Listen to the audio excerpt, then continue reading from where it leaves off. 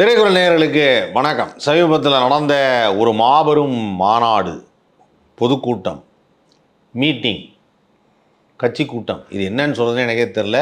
ஏன்னா சொல்வது ஒன்று செய்வது ஒன்றாக இருந்தது. அதை பற்றி தான் உமாவதி என்கிட்ட கேட்கலான்னு நினச்சேன். வணக்கண்ணே. வணக்கம். வணக்கம் ஆதவன். அண்ணே, இப்போது ரீசண்டாக அந்த சேலத்தில் நடந்த சம்பவம், அதாவது கிட்டத்தட்ட நாங்கள் பெரிய கூட்டம்லாம் இல்லை, நாங்கள் காவல்துறை அதிகாரிகள் சொல்லுக்கு கட்டுப்பட்டு தான் செய்கிறோன்னு 5000 பேர் அலவுடுங்க அப்படின்னு சொல்லி பர்மிஷன் கேட்டிருக்காங்க. 4998 பேர் தான் நாங்கள் QR கோட் கொடுத்துருக்கோம் வராங்கண்ணா. வந்த கூட்டத்தை பார்த்தா அப்படி தெரியல. அப்புறம் கடைசியாக நிறைய பேர் உள்ளே விட்டாங்க. அது 5000க்கு மேலே வந்துருச்சு. ஆனால் அந்த கிரவுண்டு நிரம்பலை, அங்கங்கே அப்படியே நின்றுட்டு இருந்தாங்கன்னு வச்சுங்களேன். பெரிய கூட்டமாக இல்லை. இவர் வழக்கம் போல் வேனில் ஏறினார், பேசினார். இப்போது இதில் பேசலை. இதுலேயும் ஒரு பையன் இந்த சூரஜுங்கிற பையன் இதனால் நடந்ததான்னு தெரில. ஆனால் டீஹைட்ரேஷன், ஹார்ட் அட்டாக்கு, தம்பி இறந்துட்டாப்புல. அவங்களும் வழக்கம் போல் காசு கொடுத்தா தான் நாங்கள் பணம் தவாங்கன்ட்டாங்க. அதுக்கப்புறம் தான் அவர் பாடியை வாங்கிட்டு போனாங்க. யார் அவன் சூரஜ்? அவர் வட இந்தியாவை சேர்ந்தவரான். 20 வருஷமாக வெள்ளிப்பட்டறை வச்சு செஞ்சிட்ருக்காப்புல. அவர் இறந்து போயிட்டார். இப்போ அவருக்கு 2 குழந்தைகள் இருக்குது. படிப்பு செலவை நாங்கள் ஏற்றுக்கிறோன்னு சொல்லியிருக்காங்க. 5 லட்ச ரூபா பணம் தரோன்னு சொல்லியிருக்காங்க. இதுதான் லேட்டஸ்ட்டாக இருந்தது. அப்போ முதல்ல 20 லட்சம் கொடுத்தாங்க. அது என்ன எடுத்தோன்னே எல்லாம் விஜய்னால செத்த. நான் முதல்ல போகும்போது பேமெண்ட் ஜாஸ்தியாக கொடுப்பாங்க. அப்புறம் கொஞ்சம் கொஞ்சமாக கம்மியாகிட்டே வருவாங்க. இல்லை, கடைசியில் 50,000 நிற்கும். நம்ம அடிக்கடி வர்றது என்ன, அதெல்லாம் நீங்களாம் சாகிறது தான். இல்லை, ஒரு இதே போட்டுருவாங்க. இப்போ விஜய் கட்சியிலே கூட யாரும் உயிரிழந்தால் அவங்களுக்கு 50,000க்கு மேலே தரப்பட மாட்டாது.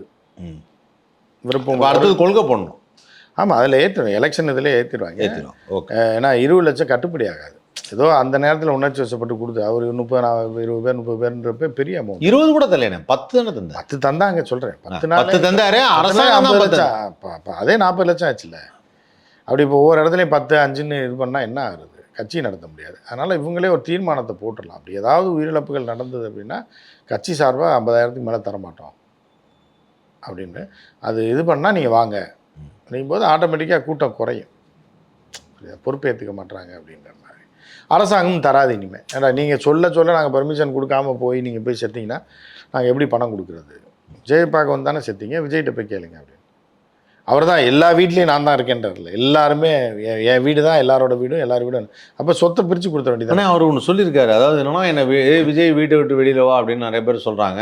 என் வீடு எங்கே இருக்குன்னு அவங்களுக்கு தெரியாதா? நான் பனையூரில் எங்கே இருக்குது வீடுன்னு அவங்களுக்கு தெரியுமா? என்னுடைய வீடு எங்கே இருக்குன்னு தெரியுமா? என்னுடைய ஆஃபீஸ் எங்கே இருக்குன்னு தெரியுமா? நல்லா கேட்டுங்க. தமிழ்நாடுன்னு சொன்னால் தமிழ்நாடு தான் என் வீடே, என் மக்கள் தான் 8 கோடி மக்கள் அப்படிங்கிறார்.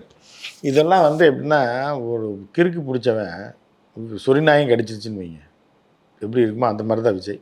இல்லை, இருக்கிறவங்களாம் கேனைன்னு நினச்சியா? நீ என்ன வாய்க்கு நீ பாட்டுக்கு ஏதாவது பேசிகிட்டு இருப்ப, அதெல்லாம் நாங்கள் உட்காந்து கேட்டுருக்க மாட்டேன்றதான் நம்ம நினைக்கிறோம். புரியுதா?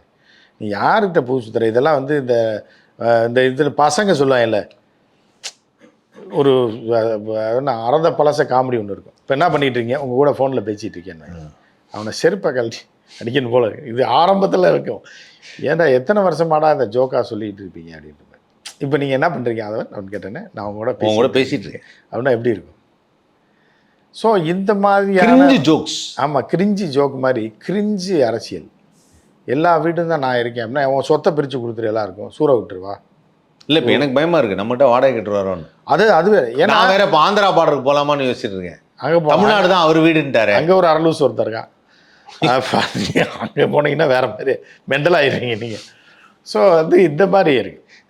இப்படி இருந்துட்டு இவங்கெல்லாம் ஒரு கட்சின்னு வச்சுக்கிட்டு இதுக்கு பதிலுன்னு சொல்லிட்டு இதுக்கு 4 பேர் பேனலில் உட்காடுறான் பேட்டி கொடுக்குறதுக்குன்னு சொல்லி. ஸோ இப்படி போயிட்டுருக்க விஜய் என்ன பண்ணேன்னா, இப்போ இந்த டைம் கொஞ்சம் கம்மி தான். புரியுதா? நீங்கள் அந்த காலத்தில் ட்ரெயினில் எல்லாம் வரும்போது பார்த்தீங்க அப்படின்னா VRRல் விற்பாங்க. நான் என் படத்தில் ஒரு சீன் வச்சுருந்தேன். அதில் எப்படின்னா, அந்த காலத்தில் VRRல், இப்போ சொல்லலை, திருப்பத்தூரில் வடை போடுவாங்க. எங்கே? காட்பாடி, திருப்பதி, இது இருக்குது வேலூர் மாவட்டம் எண்டு திருப்பத்தூரில் ஜோலார்பேட்டையில் வண்டி நிற்கும். பெரிய ஜங்ஷன் அது. ஊர் சின்ன ஊர், இல்லை ஊர். ஜோலார்பேட்டை ஜங்ஷன் தெரியாத யாருமே இருக்காது. பெங்களூர் போகிறவன், சேலம் போகிறவன் எல்லாமே அங்கே வடை போட்டுட்ருப்பாங்க. எப்போ போடுவாங்கன்னா சாயந்தரமாக போடுவாங்க. சாயந்தரம் மிஞ்சி ஒரு 3, 2:30 மணி 3 மணிக்கு சாப்பிட்டு முடிஞ்சோன்னா வடை போட்டு விற்றுக்கிட்டே இருப்பான். ஒரு 100 வடை அவன்கிட்ட கொடுக்குறாயின்னு வைங்க, ஒரு 40 தான் விற்கும். 60 மிஞ்சி போயிடும். நைட்டு ஒரு 7, 8 மணிக்கு. உடனே என்ன பண்ணுவாங்கன்னா பார்ப்பாங்க, கடுப்பாய் வண்டியிலே ஏறிடுவாங்க. அவங்க அடுத்த வண்டியில் திருப்பி வந்தோன்னா அரக்கோணம் வரைக்கும் போயிட்டு வந்துடணும். அரக்கோணம் வரைக்கும் ட்ரெயினுக்குள்ளே போய் விற்பாங்க. அதில் ஒரு 20 விற்கும். 25 விற்று மீதி ஒரு 20 மிஞ்சி போயிடும். 20 வடைன்னா பெரிய லாஸ் ஆயிடும். சாம்பார் குறைஞ்சிச்சுன்னா என்ன பண்ணுவாங்கன்னா சுடுதண்ணியை வச்சு ஊற்றிடுவாங்க சாம்பாரில். அந்த அரக்கோணம் இதில் செங்கல்பட்டு ஸ்டேஷன்லலாம் கொடூரமானவை. அதெல்லாம் நேரம் உயிரோடு இருக்க மாட்டாங்க. நான் சொல்கிறது 80s 90s இந்த பாவம் பண்ணுவேன். சாம்பாரில் சுடுதண்ணியை கொதிக்க வச்சு உப்பை போட்டு கலக்கி விட்ருவாங்க. நீங்கள் வாங்கிட்டு போய் ட்ரெயினில் ஏறினதுக்கப்புறம் யாரை போய் கேட்க முடியும். அதே மாதிரி இந்த வடையை கொண்டு வந்துட்டு நைட்டு சென்ட்ரல் ஸ்டேஷனில் படுத்துருவாங்க. புரியுதா? வடை அப்படியே இருக்கும். எப்போ முதல் நாள் சாயந்தரம் போட்ட வடை காலையில் என்ன பண்ணுவாங்கன்னா இந்த டீ கேனு கொதிக்க இருக்குல்ல, அதில் கொண்டு இந்த வடையை வைப்பாங்க லைட்டாக சூடு பண்ணுற மாதிரி. அப்படியே விற்றுருவாங்க. அதையும் விற்று காலையில் போகிறவங்களே 20 வடையை காலி பண்ணுவாங்க. இதில் எதுக்காக நான் இதை சொல்கிறேன்னா, இப்போ ஒருத்தர் செத்தே போகிறான்னு வைங்க இந்த வடையை தின்னுட்டு, வீட்டில் போய் தானே சாவான். சைனைடு சாப்பிட்டான்னா உடனே செத்துருவாங்க. இது வந்து ஸ்டேஷனில் இந்த சென்ட்ரலுக்கு வந்து இறங்குவான் காலங்காத்தால் ஜோலார்பேட்டையில் இல்லை எங்கேயோ ரிவர்ஸ் வரும்போது பசி கேன்டீன்லாம் இருக்காது. அந்த காலத்தில் ஹோட்டலே இருக்காது. வரவில்லை இந்த விஆர்ஆர்காரன் வடையும் அந்த சாம்பாரையும் ஊற்றி கொடுத்து சாப்பிட்டு வந்தான்னா ஒரு அரை மணி நேரத்தில் ட்ரைனிங்கை வந்துடும். அப்படியே ஒரு மாதிரியாக இருப்பான். வீட்டுக்கு போனோன்னே வீட்டில் என்ன செய்வாங்க, சரி ஊர்லேருந்து வந்திருக்காரு டயர்டாக இருக்காருன்னு படுக்க வைப்பாங்க. வயிற்றால புட்டிங்கிட்டு போயிடும்.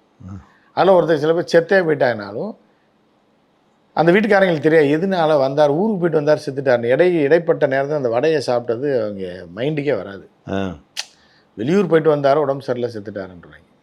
இதுக்கு காரணம் அந்த விஆர்ஆர் வடையாவோ சாம்பாராவோ இட்லியாவோ இருக்கும். புரியுதா உங்களுக்கு? ஸோ அந்த மாதிரி இப்போ என்னென்னா விஜய் கூட்டத்துக்கு வந்து வீட்டில் போய் ஏதாவது ஒன்று ஆகி போச்சுன்னா கூட காரணம் எது இங்கே வந்ததாக தான் இருக்கும். அந்த வெயில நின்னதாக இருக்கும். போய் 2-3 நாளில் போய் சேர்ந்துருவான். இல்லை ஏதாவது ஒன்று ட்ரை ஆயிரும் உடம்பு. ஆனால் அதுக்கெல்லாம் காசு தர மாட்டாங்க. அன்றே அந்த சாவு கணக்கெல்லாம் எடுத்திங்கன்னா 100 கணக்கில் போகும். அங்கே கூட்டத்தில் மிதி வாங்கியிருப்பான், நெஞ்சில் மிதிச்சிருப்பாங்க. அப்படியே விஜயை பார்க்குறேன்னு அப்படியே டி ராஜேந்தர் படம் மாதிரி வந்து பார்த்துட்டேன் தலைவனை பார்த்துட்டேன்னு போவான். ஆனால் அங்கே சாக மாட்டான். அப்படியே போவான், வீட்டில் போய் படுப்பான், அடுத்த நாள் செத்துறான். இது எந்த கணக்கில் சேர்க்க முடியும்? அப்போ இவங்கள ஒத்துக்கும் ஆதரவுச்சுன்னா ஒத்துக்கிற மாட்டான். அதை அப்படி வீட்டில் செத்தாலாம் நான் எப்படி ஒத்துக்க முடியும் அப்படின்னு காசு தர மாட்டாங்க.